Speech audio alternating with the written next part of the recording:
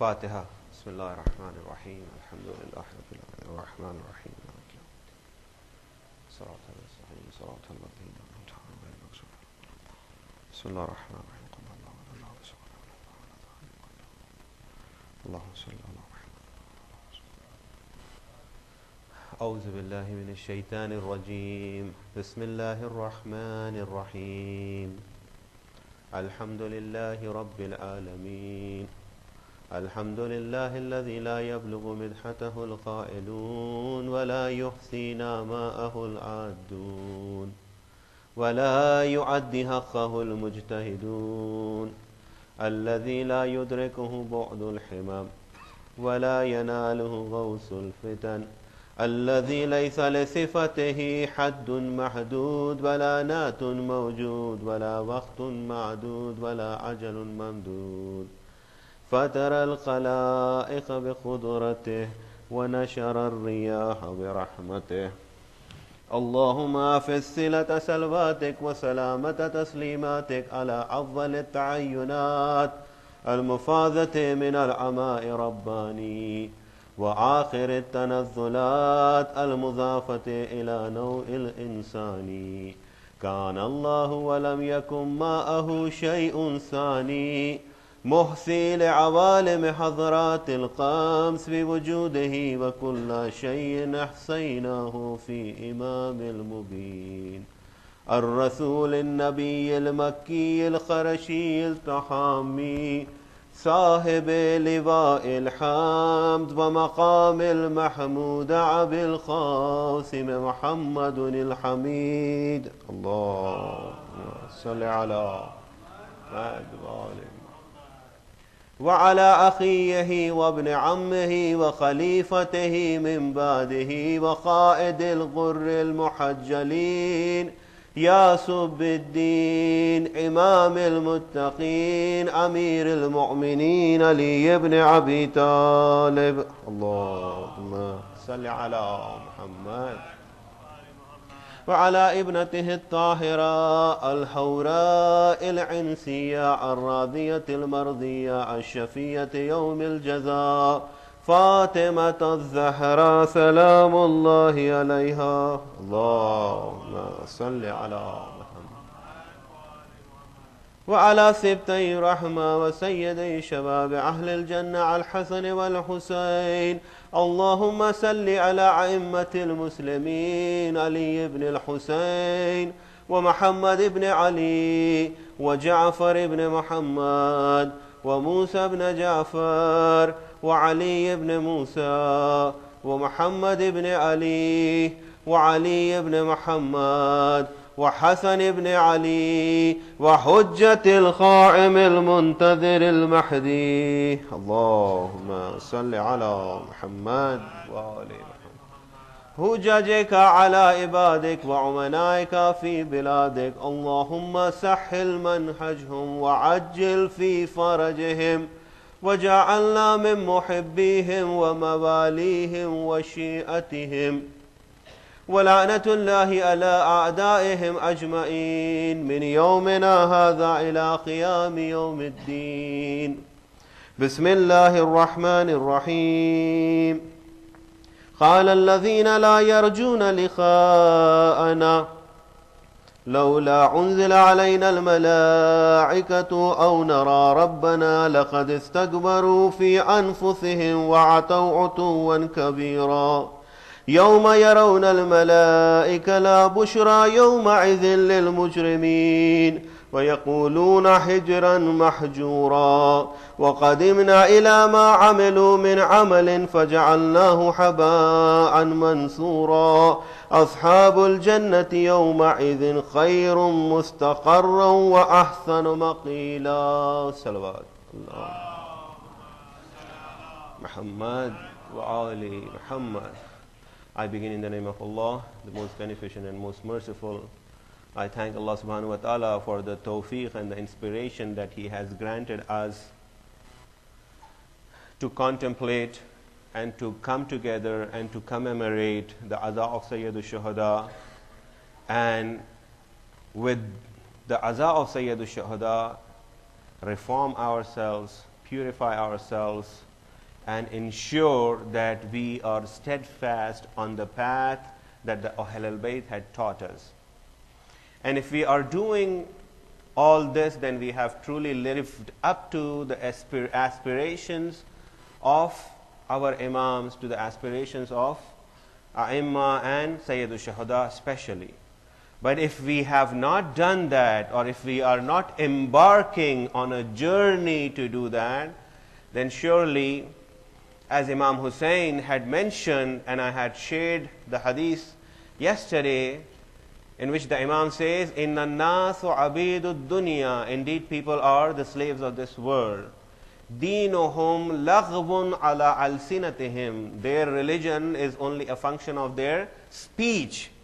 And when they are confronted with calamities, iza muhissu bil bala khalla dayanun, then when they are confronted and when they are challenged with calamities, you will find only few of them who are going to withstand and withhold the deen that they have, the religion that they have, the path that they have. Tonight, I would move into the same direction, but the verses of the Holy Quran I had the honor of reciting are from the Surah Al-Furqan, which is the 25th Surah of the Holy Quran, and I had the honor of reciting verses from 21st to 24th, in which Allah subhanahu wa ta'ala is mentioning one of those causes, as I was sharing with you yesterday night. What are those causes that are stopping us from rising above what we are?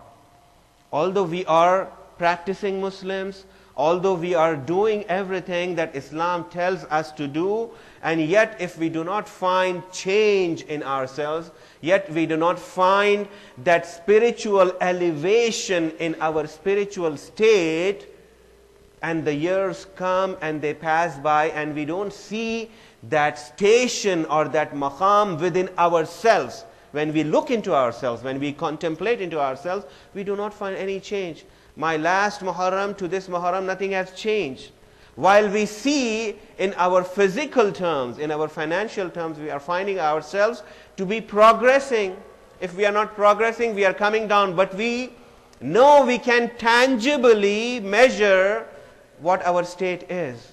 Whereas when we look into ourselves, when we look and reflect into ourselves, we do not find that spiritual change within ourselves. And you would wonder, what is happening? I'm doing everything right, and yet I don't find change in me. And then sometimes when we share this thought, some of us reassure others by saying, well, you're doing okay. As long as you are doing what you're doing, if you keep doing it, automatically things are going to improve. But the truth of the matter is, my dear brothers and sisters, nothing is going to improve automatically. We could be stuck in an orbit. Just like a rocket could be stuck in an orbit, if it has to change its orbit, then it has to get to another level, then it has to do something. We might be stagnant into just one state. Yes, we have refrained ourselves from committing sins which are apparent in their outlook, which are zahir, but we have come to one level, but we are not able to proceed to the next level. What are those obstacles that are holding us from getting to the next level? If we know those obstacles, we ought to strive to ensure that we can clear them up. There are certain obstacles which are apparent, you could look at them, but there are certain obstacles that you cannot look at them.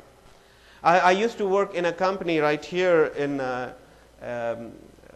Virginia, and they make wafer chips that end up into hard drives or of your iPods and iPads.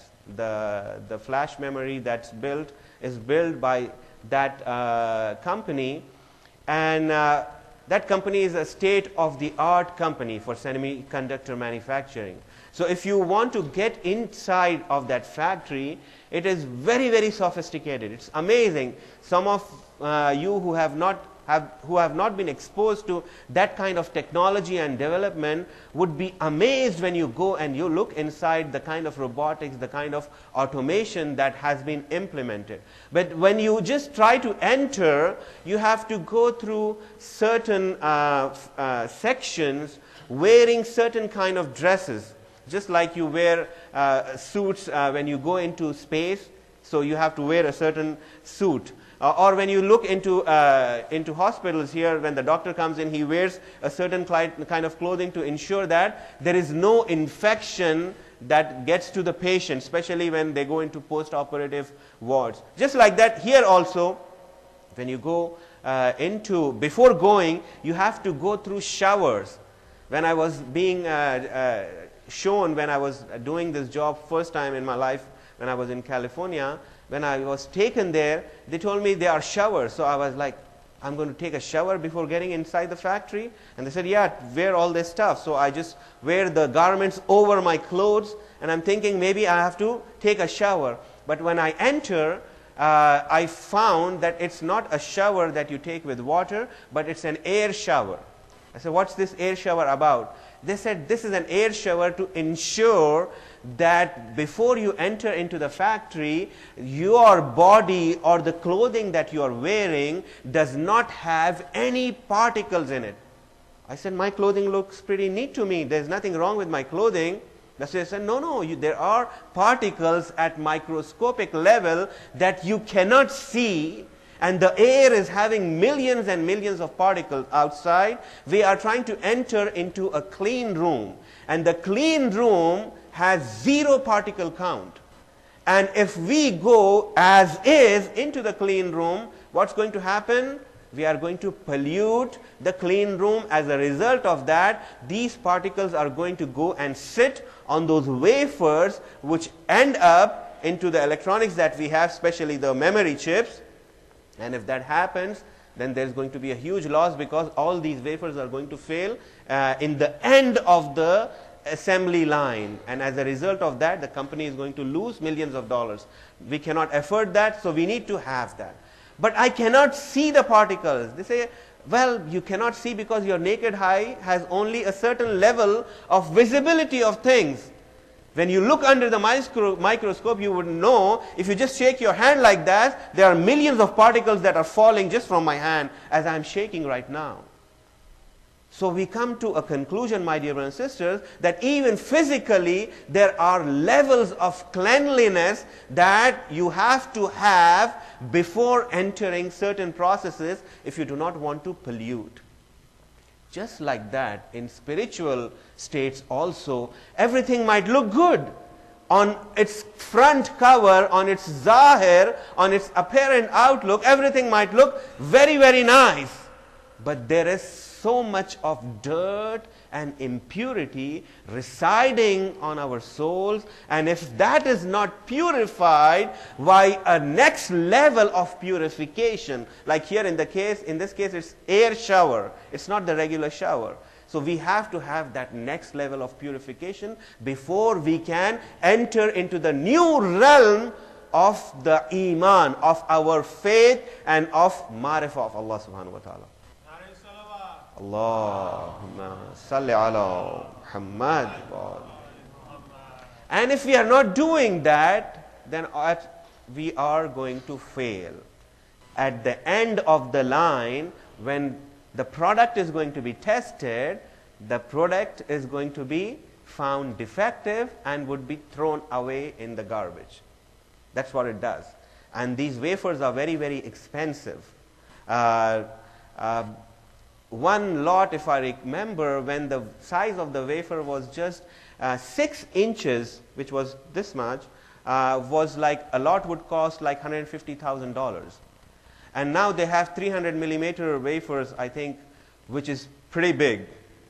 And if they lose those wafers, the company would go bankrupt by having just one bad quarter, the company could go down. And I have seen semiconductor industry where companies have just gone down because of a stupid mistake of some engineer who did not use the right parameters or made a minute mistake and tweaked the whole process, and the whole process blew off. And when at the end of the line, when the product was tested, it failed, and the suppliers got so upset because they could not release the product in the market, so the suppliers lost money, and then this company was never given business. As a result of that, the company failed. Now this could happen to our iman also. If we are not steadfast, and if we are not careful, and if we are not continuously and consistently purifying and protecting what we have already purified, we are going to lose, and in the end there would be a surprise. And when the surprise comes in, there is nobody to console us. Everybody has already left. When people were leaving, when a person dies, everybody is trying their best to ensure that we could go through the burial ceremony quickly and get back to our lives. Nobody is going to stay there to see what we are being questioned and what we are going through and how our grave is dealing with us because of the consequences that we have played, or the kind of stuff that we have done, without retesting and re-establishing whether what we were doing was good or not. Therefore, we need to be very, very cautious. It's a serious business. And it is your own personal affair. When you get in there, no father had taken his son with him, no son has taken his father with him. You have to go all alone by yourself. And you have to be accountable. And when the cries of the person in the grave are not heard by people who are outside, there would be malaika listening, there would be other graves that will be listening, but nobody is going to hear the cries of a dead person. If I get a chance, maybe I'll try to recite that hadith of the Holy Prophet, which was narrated through our sixth Imam, Imam Sadiq alayhi salam.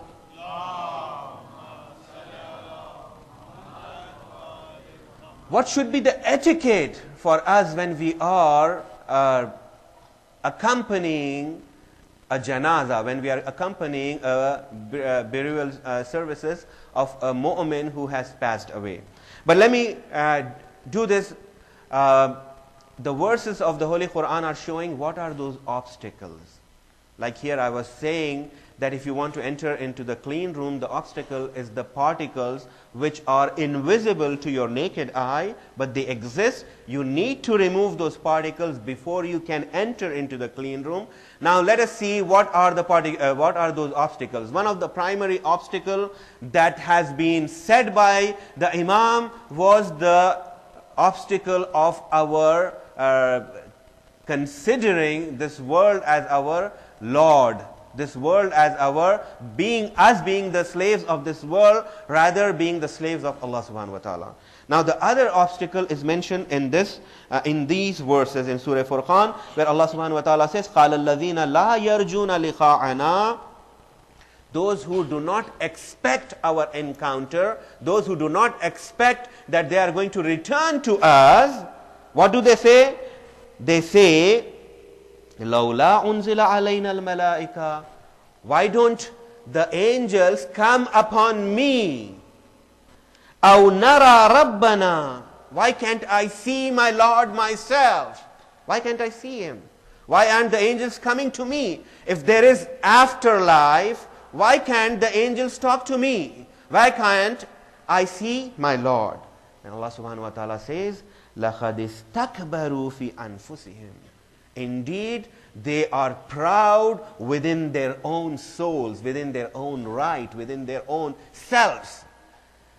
This demand to see angels and their Lord is a demand which is leading these people towards their pride that they have in their souls, their ego. This is what their ego is talking about. And then Allah subhanahu wa ta'ala says, لَقَدْ اسْتَكْبَرُوا فِي أَنفُسِهِمْ وَأَتَوْا عُتُوًّا كَبِيرًا. That they are full of arrogance within their souls and have become terribly defiant. These are the people who are defiant, who are demanding to see angels and to see Allah subhanahu wa ta'ala. And what does Allah say in the next verse? Allah says, يَوْمَ يَرَوْنَ الْمَلَائِكَةَ لَا بُشْرَ يَوْمَئِذٍ لِلْمُجْرِمِينَ. The day that they are going to see angels, the angels are not going to bring any good news to these mujrimeen, to these people who are mujrim, who are culprits, who have transgressed the bounds of Allah subhanahu wa ta'ala. And then the malaika are going to say to these people, وَيَقُولُونَ حِجْرًا مَحْجُورًا. The malaika are going to say to these people, don't even think about paradise. Get away from there. Get away from there. Malaika are going to come and malaika are going to see them, but when they come, they are not going to bring good news to them. They are going to be threatened with the chastisement of the hereafter. And then Allah subhanahu wa ta'ala says in the following verse, وَخَدِمْنَا إِلَى مَا عَمِلُوا مِنْ عَمَلٍ فَجَعَلْنَاهُ حَبَاءً مَنْصُورًا. We are going to take account of their actions. We are going to look into their actions, and then we are going to throw them. We are going to scatter them as dust is scattered, as earth is scattered. Meaning that here the a'mal, their actions, when it is said, Mufassirin say, we are going to look into their good actions, good deeds that they have performed, but they were arrogant and they challenged and they said, why can't I see angels? Why can't I see my Lord? Their good actions will be just scattered away as dust is scattered away. And then Allah subhanahu wa ta'ala says, Ashabul Jannati yawma'idhin khayrun mustaqarran wa ahsana maqila. And on that day, the inhabitants of paradise will be in the best abode and an excellent resting place. How it is related to what I am talking about, my dear brothers and sisters. Here, the obstacle, the thing that abstains them from getting to the next level of Iman is their own self-pride, is their own arrogance that leads them towards their downfall. Nobody who has arrogant been successful in the life of this world. Even we have seen so many tyrants we have seen who were arrogant, and they had their opportunity, they had their time, but alhamdulillah, we are part of those people in front of whom history is moving in days, not in centuries. Before, history would move in centuries, and now history is moving in days and months. And we can see right in our lifetime those people who used to walk on earth with arrogance, how Allah had humiliated them and how Allah had made them like they are worth nothing. And yet if we are arrogant, then definitely this is the thing that is stopping us from getting to the next level of Iman. And like I said, it is not going to be automatically done. There has to be an effort that needs to be put in. And if that effort is not there, we are not going to get to the next level. Now let me also use this analogy. It might be interesting, especially to my young brothers and sisters here, that we all know that what Imam Hussein had said was, Inna nasu abidud dunya, people are the slaves of this world. I have used this analogy where this world, let us look into the physical realm. Let's see into the physical world. If somebody wants to get out of this earth, what would they require? They would need a rocket, right? So that they could fly. Just merely a plane would not do. If you have an aircraft which could fly you from one point to another point, can you leave this world and get into space, into weightlessness with this mere aircraft that we have. It can fly for 15 hours, 20 hours. Now we have those aircraft which can go directly from here all the way to Middle East or even, far off. Can they take us out of space? A lot of you would say no, they cannot take us out of space. Why? Because yes, they have the ability to fly, but they can only fly within the confines of gravity. They cannot attain that speed that is needed to get out into the space, into weightlessness. When I say, what do you mean by that? You say, well, you see, you have to have a particular speed in the aircraft. So, okay, let's try to do that. Let's make this aircraft go. For example, those aircrafts like fighter planes that we have, those fighter planes are pretty fast. They can go thrice the speed of sound or whatever. Let's use those aircrafts. You say, well, they can fly faster, but still they will not be able to withstand, even if they fly, the friction, because the body of the aircraft is not built in such a way that it could withstand the heat of the atmosphere when it's trying to leave and get into the space. The aircraft has to be built with a certain material. These aircrafts are not built by those certain materials. So then we come to a conclusion that we need to have a certain aircraft with a certain body and with a certain speed to get out of this world. And here I said speed. And those of you who are studying science, they would say, no, you don't need a certain speed. You need a certain velocity, which is called escape velocity. To get into the atmosphere, get out of the atmosphere, to leave the Earth's gravity, which is pulling everything. If you want to leave the Earth's gravity, what do you need to have? You need to have escape velocity so that you could decouple yourself from the attraction of this Earth so that you can get into weightlessness.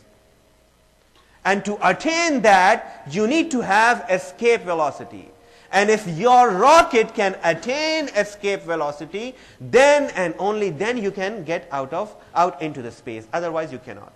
And while you are doing that, the rocket should have enough resistance in the material that the rocket is built that it could sustain the heat and the friction that the speed or this velocity is going to cause. If all those things are in place, then yes, you can decouple yourself and get into space. Otherwise, you cannot. That's why if those of you who have been to Disney or not Disney, the place in Florida, wherever that Kennedy Space Center, I don't know if it's still there because they were supposed to shut it off. You would see those rockets or those aircraft that have been used as rocket and aircraft together, how they are built. They are not built like our regular aircraft. The building material is probably ceramic. I don't know exactly what material they make it from, but it is ceramic. And one of the reasons is to withstand the heat. Okay? And now these rockets, when they go, if you recall, if you watch this, you will find that they go to a certain height and then they drop a payload. The engine that they were using, they will go all the way to a certain height and then they are going to drop off that engine. And when you inquire them, why are they doing, they will tell you that they are dropping this engine so that their payload becomes lighter and they need more thrust to ensure that they could decouple themselves from the attraction of this world. So we come to know that as the rocket is attaining and acquiring its velocity and it's going faster and faster, the other thing it needs to ensure that it has is it is lighter and lighter.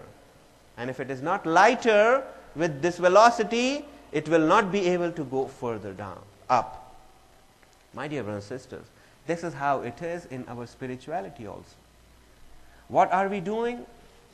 We want to get into the new realm where we do not want to be the slaves of this dunya. This gravity, this attraction of this world is pulling us towards itself. But we go up and then we fall down. We go a little farther and then we fall down. We keep going up and then keep going down. To this our ulama say that Iman, our faith, is not static. Our faith is not stagnant. Our faith is dynamic. It is fluid. It is moving. If you're not going up, guess what? What's going to happen? You are coming down. You cannot withhold that same state. So don't take what you got in this 2.5 months from the aza of Sayyid al-Shuhada. You have already elevated yourself and have gone to the next level. You can easily lose it if you are not moving in the higher direction. It's not going to be the same. That's why we find ourselves falling back into the same loop. We keep going up, and then the next Muharram comes, we find ourselves pretty much the same people. No progress, no anything, no spiritual change, no challenges in life, same life with same routine, and then we go out and start not only complaining about Allah to especially those people who cannot even help us. We go off and we tell other people, human beings just like us. We say, what can I do? I have been doing everything, but nothing is happening. See, my life is, under so many difficult circumstances, how I am leading my life. I am living on paycheck to paycheck. This country, like I'm talking about what I had read like 20 years ago. I'm sure the statistics have changed a lot right now.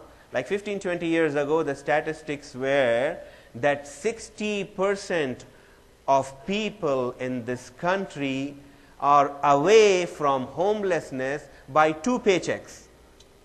If they don't get 2 paychecks, they'll become homeless. This was like 15, 20 years ago, before the boom. Now I think it's not even 1 paycheck. I'm sure about that. People can get homeless. I'm saying, yes, we are going through a rough time. But just look at those who are living, our own brethren who are living in other countries. How much endurance they have. How much hardships that they are going through. How many calamities. You see natural calamities. By the time they get out of natural calamities, you'll suddenly realize there are human calamities. Before, it only used to be rain in that region that would create floods. But now we know there are machines that create havoc into the lives of people, and they come and they go and nobody even knows. We are living here with security. We are living here with freedom. We are living here with a lot more resources that we could ever thank Allah subhanahu wa ta'ala for what He has given us. And how thankless we have become. And then we expect somehow, well, why can't I see this? Why can't I don't understand. Because, when I want to understand everything, and if I cannot understand this, I'm not going to accept. Remember the verse of Holy Quran that we were talking about. Allah subhanahu wa ta'ala says that those who are not expecting our encounter, they come to you, O Prophet, and say, why do you, O orphan of Abdullah, you can see angels and you can see your Lord. Why can't we see angels and why can't we see our Lord? This is coming out of their arrogance, and this is coming out of their pride. And Allah subhanahu wa ta'ala is clearly saying, لَقَدْ اسْتَكْبَرُوا. This is their arrogance that is telling them they don't deserve it at this point. When I say this, why they don't deserve it at this point? Because they have not worked for it. You want to live in this earth and you want to experience weightlessness. How can you do it? I know there are artificial means of spinning you so much that the gravity, I know that part. But what I'm trying to say is, if you want to get to a realm where there is weightlessness, you are free from the burden of this attraction of this world, then you have to board a flight that would take you out of space. And that rocket would require to have that ability and capability to attain escape velocity. And while it is doing that, it ensures that it has more power. As it is going higher and higher up, it starts dropping more payload that is unnecessary. The used up rocket engines are thrown away, so they fall in the sea, and while they are coming down, they just burn. My dear brothers and sisters, as we are moving, we are adding more and more payload upon ourselves, and we are in fact buried into the payload of this world, and then we want to attain weightlessness. That's not going to happen. Let me give you another example of somebody trying to attain or get to the peak of Himalayas. If somebody wants to get to Himalayas, and if he wants to take his 60-inch LCD television, I need to be there, so I could just watch. So I'm going to have it on my backpack, and also, you just imagine everything that you can. The person who is taking you will say, are you out of your mind? You know where we are going? You know the challenges that you are going to face? You cannot even carry food with you. You have to take very high protein diet so that you could eat less and survive more.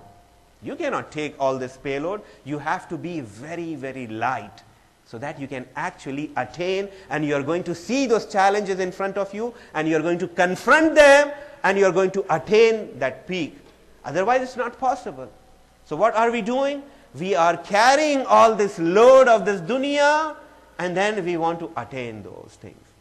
We have those Sherpas, we have those role models, we have those exemplars whom Allah had sent specially to guide mankind so that they could attain that peak. But the Sherpa is also going to say, first, lighten yourself.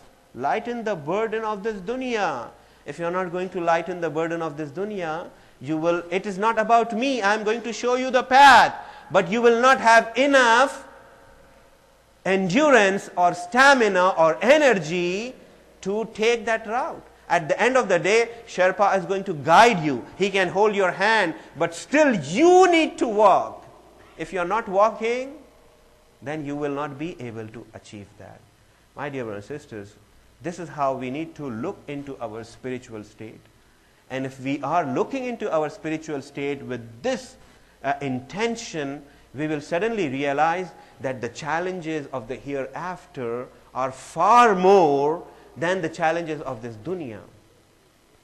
What shaitan has done is shaitan has completely engrossed us with the love of this dunya, and we are not able to decouple. So there is nothing else shaitan has to do. His job is already done. We are not even seeking those higher states that Salman was trying to seek, that Abu Zar was trying to seek, that Maysam Tammar was trying to seek, that Miqdad was trying to seek. We are not even there. We are not even on that path. We are way, way, way, way below. We are not even there. And with all the resources that Allah has given, obviously we are going to be far more accountable than we could ever imagine from what Allah has given us and how we have done kufran of ni'mah. We have defied the ni'mah. Now let me give you one example before I finish my speech here. Those who deserve to see angels, Allah subhanahu wa ta'ala shows them angels. But you have to deserve. And ulama say, you want to see the cause, you want to see the effect without introducing the cause. First the cause has to be there, and then there is going to be effect. In the verses that I have recited, Allah subhanahu wa ta'ala says, those who do not expect our encounter, this is how they feel. But those who expect our encounter, their attitude is completely different. Let me share with you this riwayah I might have said a little bit about it yesterday about Haris ibn Malik. Haris ibn Malik is a young man. He is an Ansari. He is the companion of the Holy Prophet. He is a very young man. And he faces the Prophet of Allah. And when he sees the Prophet of Allah and he greets the Prophet of Allah inquires from Haris ibn Malik, "Oh Haris, how are you leading your life? How's life? How are you doing?" And what does Haris ibn Malik say? Haris ibn Malik says, "O Prophet of Allah, I am leading a life of a mu'min who is holding and going on the path of righteousness." The Prophet of Allah, when he listens to this, the Prophet of Allah does not keep quiet. He says that, what do you mean by this, O Haris? When you say something, you need to show the proof of what you're saying, that I am a mu'min who is on the path of righteousness and ascending towards the path of righteousness. And when the Prophet of Allah inquires, "O Haris, tell me how you came to this conclusion," he says, "Ya Rasulullah, azafat nafsi anid dunya." I have refrained myself. I have reduced my payload. I have reduced myself from the attractions of this dunya. فَأَسْحَرَتْ لَيْلِي وَأَزْمَعَتْ هَوَاجِرِي. And then I am spending my nights in the worship of Allah subhanahu wa ta'ala and spending my days by fasting and purifying myself in the way of Allah subhanahu wa ta'ala. And then Haris ibn Malik says, now my state, my spiritual state is such, كَأَنِّي أَنْظُرُ إِلَىٰ أَرْشِ رَبِّي. It is as if now I am in a state where I could see the divine heavens. And then Haris ibn Malik says, وَخَدْ وُضِعَ لِلْحِسَابِ. I could see the divine heavens where the accounting of people is being taken place. I could see the day of judgment. And then Haris ibn Malik says that I could see كأني أنظر إلى أهل الجنة يتزاورون في الجنة. I could see the inhabitants, the people of Jannah, meeting and greeting each other. I could see the Jannah. I am such a mu'min that I could see the Jannah while I am alive. He's speaking to the Prophet of Allah. And then he says that كأني أسمع عذاء أهل النار في النار. O Prophet of Allah, I am in a state where I could actually hear the cries of the people in the fire of hell. I am in such a state, O Prophet of Allah. If Haris ibn Malik would have said to somebody and he would have said, okay, you might be in that state, it would have been one thing. But here he is saying this to the Prophet of Allah, who's the greatest being of Allah subhanahu wa ta'ala ever created and is upon earth. And Haris ibn Malik is making such a claim that I could see the Jannah, I could see the hell, and I could see the people of heaven meeting each other, I could see the blessings of heaven, I could see the cries of the people of the fire of hell. What does the Prophet of Allah say? The Prophet of Allah says, please recite the salawat.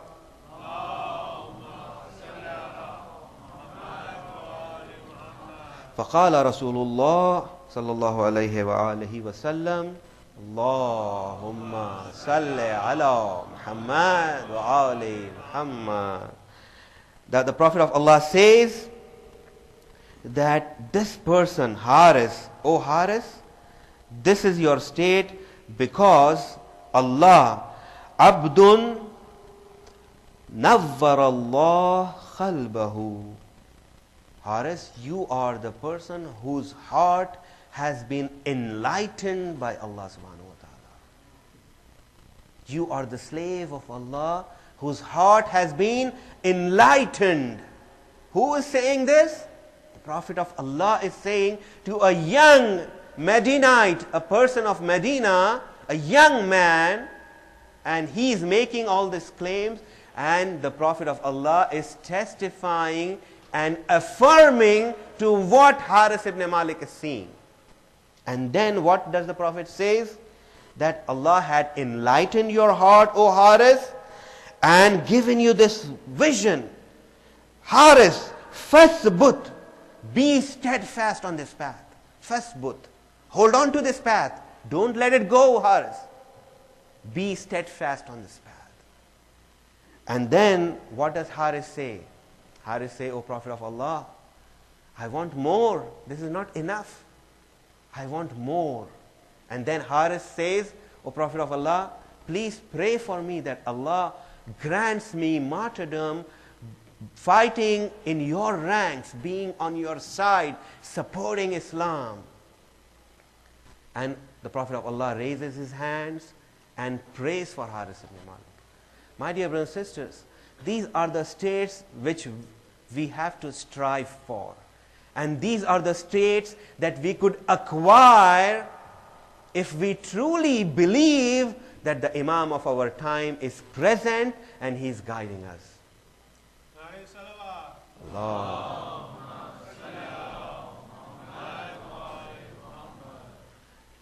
Otherwise, my dear brothers and sisters, if we are stagnant in the state that we are in, this life is going to go very quickly. As those of us, mashallah, most of you are young over here, as those of us who are older, ask them, last 20 years, can you describe what did you do? 5 minutes, over. Life is over. In 5 minutes, you can describe everything that you did in last 20 years. Try to recall more, maybe half an hour. What about after half an hour? Nothing. We are doing the same thing again and again and again, and the life keeps going, and life passes by. And there is a share in Urdu in which the Shair says, Umre daraz maang ke laaye the 4 din, do arzu mein kat gaye, do intizar mein. Allah had given us 4 days to spend in this life, and we had spent 2 of them in desires. I want this, I want this, I want this. And the other 2 days we have spent in waiting for those desires to be fulfilled. And the life is over. And the life comes to an end. My dear brothers and sisters, we have to work. And this, let not this Muharram and the Safar that we have worked so hard go waste by not holding on to what Allah subhanahu wa ta'ala had given us as a gift, as an inspiration due to the sacrifice of Sayyid al-Shuhada. And if we do, then we would be the ones who have done kufran and ni'mat. The blessings of Allah came to us and we have ourselves thrown it away. We have put it ourselves aside. We have not truly benefited from the blessings that Allah had granted us. And we are going to be accountable for that. And at the same time, my dear brothers and sisters, we need to create that link and that connection with the Imam of our time. And if we are not doing it, you all know, you have heard so many times the narrations that how our Imam cries upon us for our actions. When our actions are presented to the Imam of our time, that does not make him proud. The Imam cries because we have totally lost the spirit with which we had to lead this life. We have totally lost the purpose with which we had to lead this life. And if we want to please the Imam of our time, then we have to ensure that we are steadfast on the faith and on the teachings and on the principles for which Ahlul Bayt had given their lives. And this is not going to happen only by our effort. The lutf of the Imam, the lutf of Allah, the lutf of His Ahlul Bayt has to be with us. And that's why we cry. Let not our ego stop us from crying when we sit and cry for Sayyid al-Shuhada. Because he is the one who was the beloved and the most beloved of the one who was Allah's most beloved prophet. He was the grandson of Holy Prophet, Allah's most beloved prophet. Highest in station is our prophet, and his most beloved were the both Imams. And the Prophet of Allah had time and time again recognized that in front of the Ashab, the Ansar and the Muhajirun who were present both in Mecca and Medina. Every time he passed by, he said, Assalamu alayka ya Ahl Bayt Nabuwa. O Ahl Bayt Nabuwa, I am saying my own salutations. The Prophet would say salam to him. And what did the Ummah did to him, my dear brothers and sisters? It did not take too long for the Prophet of Allah to pass away that we find that the daughter of the Holy Prophet coming to the grave of the Holy Prophet and saying, "Oh my father, the hardships that I have encountered, if these hardships would have fallen upon the bright days, they would have turned into the dark nights." This is how the Ummah had compensated for the efforts of the beloved Holy Prophet. This is how the Ummah had treated. The Prophet of Allah had said, "I do not want anything from you in compensation for the efforts that I am putting in ensuring that I guide you, except for the love of my Ahlul Bayt." How did the Ahlul Bayt were treated? The daughter of the Holy Prophet, she is standing behind and protecting the wilayah of Rasulullah, the guardianship and the wilayah of Allah subhanahu wa ta'ala by protecting Amirul Mu'mineen, and Muslims brought fire and torched the house of Ahlul Bayt, and then they kicked the door of Ahlul Bayt, upon which the daughter of the Holy Prophet was martyred. This is how the Holy Prophet's companions, beloved companions, those who were there to support Islam in the love of this dunya, had sold themselves and came about compensating Ahlul Bayt. And still we should not cry. We should not cry. We should not raise our voice, and we should not inform our children how this dunya could buy us off quickly, although we are in the company of the Holy Prophet. If we do not know what is falsehood, righteousness would not suffice. And then the Muslims did not stay quiet, my dear brothers and sisters. It was not just that.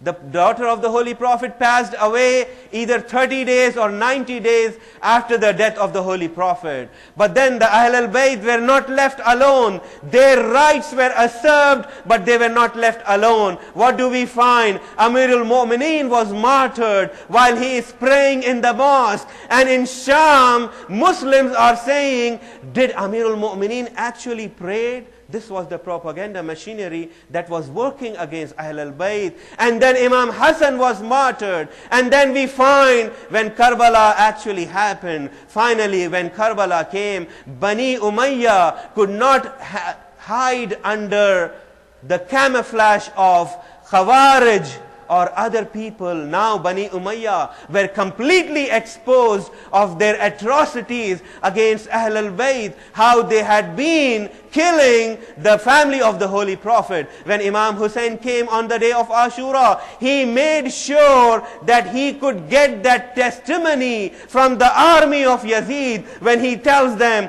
"Am I not the grandson of the Holy Prophet who was the last messenger of Allah?" And they all testified and said, "Yes, you are." "Am I not the son of the Amirul Mu'mineen?" They said, "Yes, you are." "Am I not the son of the beloved daughter of the Holy Prophet?" They said, "Yes, you are." And yet they came to martyr Imam Hussein. And after Imam Hussein saying all this, the Ummah did not waste any moment, when Asr Ashur passed away, my dear brothers and sisters, and when Sham-e-Ghariba arrived, Ahl al-Bayt, nobody came to give condolences to Ahl al-Bayt. Nobody paid their condolences to Ahl al-Bayt. Nobody brought any water to the children of Ahl al-Bayt and consoled them that now you have become orphans. The enmity that we had was of leadership. Now we have prevailed. So do not worry. We are not going to do anything. Nothing of this sort had happened. They came with the same torch that they had brought at the door of the daughter of the Holy Prophet. And then they torched the camps and the tents of Ahl al-Bayt in Sham-e-Ghariba. And children of Ahl al-Bayt were running from one camp to another camp, seeking help, but there was nobody to help. The beloved daughter of Imam Hussein, Sakina, was wandering in Makhtal. Her dress was on fire. Her earrings had been taken away, and she had been slapped so immensely that her cheeks were bleeding, and she was searching for her father in Makhtal. And then a voice calls, Ilayya, Ilayya, ya bunayya. Oh, my beloved daughter, I am here, your father. Come towards me. Sakina goes in Sham-e-Ghariba. What does she find? She finds a body which does not have a head, but the body is talking.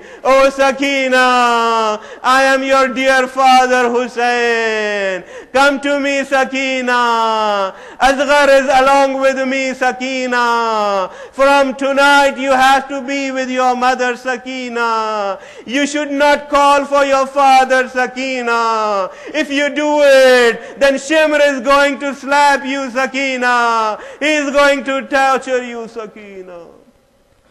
سَيَعْلَمُ الَّذِينَ ظَلَمُوا أَيَّ مُنْقَلَبٍ يَنْقَلِبُونَ إِنَّا لِلَّهِ وَإِنَّا إِلَيْهِ رَاجِعُونَ. O Allah, we ask you for the sake of the sacrifice of Ahl al-Bayt that you inspire our children to be steadfast on the path of Ahl al-Bayt. O Allah, we ask you for the sake of Ahl al-Bayt that you inspire our idols to help them to ensure that they can be in this dunya without the love of this dunya. O Allah, we ask you to cure those who are sick in our community, especially the Maulana of this center. O Allah, we ask you to forgive those who have passed away from our community, and if you have forgiven them, then elevate their station so that they could be in the company of Ahl al-Bayt. O Allah, we ask you to hasten the reappearance of the Imam of our time and make us true followers and the companions of the Imam of our time. Please recite a Surah Fatiha for marhumin of all those who are present in tonight's program. Bismillahir Rahmanir Rahim. Alhamdulillahi Rabbil Alamin. Ar-Rahman Ar-Rahim. Maliki Yawm.